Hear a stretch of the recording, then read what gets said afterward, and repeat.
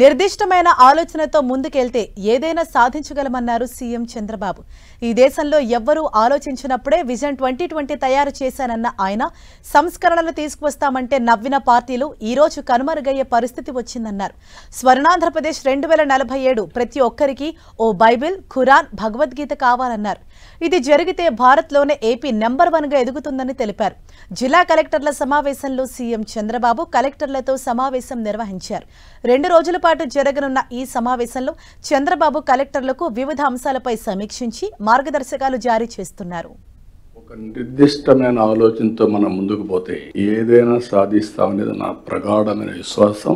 ఈ దేశంలో ఎవ్వరూ ఆలోచించినప్పుడు విజన్ 2020 తయారు చేశాం. టెక్నాలజీ మాట్లాడితే అవహేళన చేశాం. రిఫార్మ్స్ కావాలి అని మాట్లాడితే చాలా మంది వద్దన్నారు, ఓపెన్ గా పోస్ట్ చేశారు. ఈ రోజు అలాంటి రాజకీయ పార్టీలు మనుగడ లేకుండా పోయే పరిస్థితి వచ్చింది.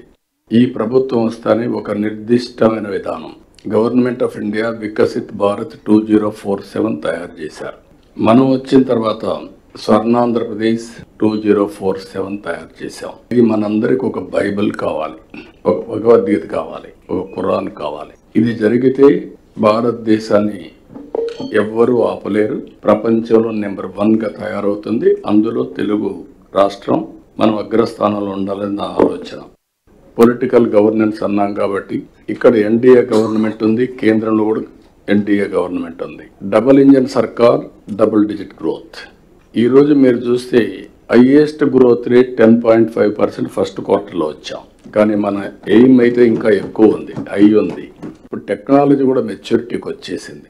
నేను మళ్ళీ మీకు చెప్తాను, ఇంత మునుపంతా హార్డ్ వర్క్ చేసేవాళ్ళం, ఇప్పుడు స్మార్ట్ వర్క్ చేయమంటాం. ఇక్కడికి వచ్చిన తర్వాత వెల్ఫేర్ లో 2 బ్యాలెన్స్ చేసుకుంటూ ముందుకు పోతాం.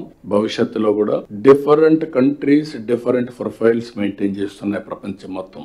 అమెరికా కంటే, చైనా కంటే ఆర్థిక అసమానతలు తగ్గించిన దేశంగా భారతదేశం. దానికి కారణం మన పబ్లిక్ పాలసీ, మన డీబీటీస్, మన వెల్ఫేర్ ప్రోగ్రామ్స్ అన్ని కలిసి వచ్చాయి.